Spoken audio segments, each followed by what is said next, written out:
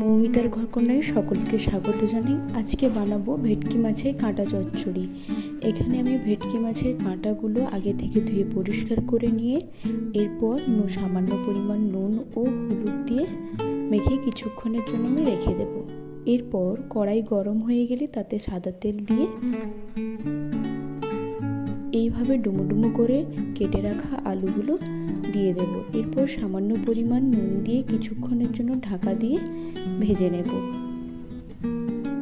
আলু সেদ্ধ হয়ে গেলে আমি তুলে নেব। এরপর নুন হলুদ মেখে রাখা মাছের কাঁটাগুলো দিয়ে কিছুক্ষণের জন্য ভেজে নিয়ে মাছটা আমি তুলে নেব।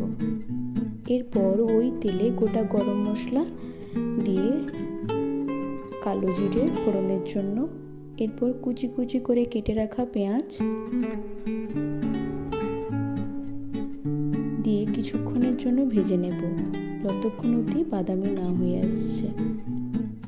এরপর চেরা কাঁচা লঙ্কা দিয়ে কিছুক্ষণের জন্য ভেজে নিয়ে আদা রসুন বাটা দিয়ে কিছুক্ষণের জন্য ভেজে নেব যতক্ষণ না কাঁচা গন্ধটা চলে যায়।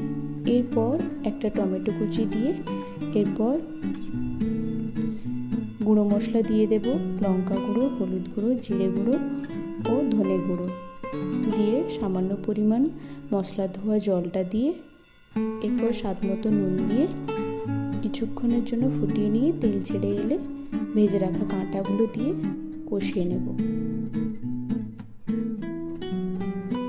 কিছুক্ষণের জন্য কষিয়ে নিয়ে এরপর ভেজে রাখা আলুটা দিয়ে আবারও কিছুক্ষণের জন্য কষিয়ে নেব। এরপর পরিমাণ মতো জল দিয়ে কিছুক্ষণের জন্য ফুটিয়ে নেব। এরপর সামান্য পরিমাণ চিনি ও ধনেপাতা কুচি দিয়ে কিছুক্ষণের জন্য নেড়ে চেড়ে নিলেই তৈরি ভেটকি মাছের কাঁটা চচ্চড়ি। রেসিপিটি ভালো লাগলে অবশ্যই লাইক, শেয়ার, সাবস্ক্রাইব করবেন আর ফেসবুক থেকে দেখলে পেজটিকে ফলো করবেন।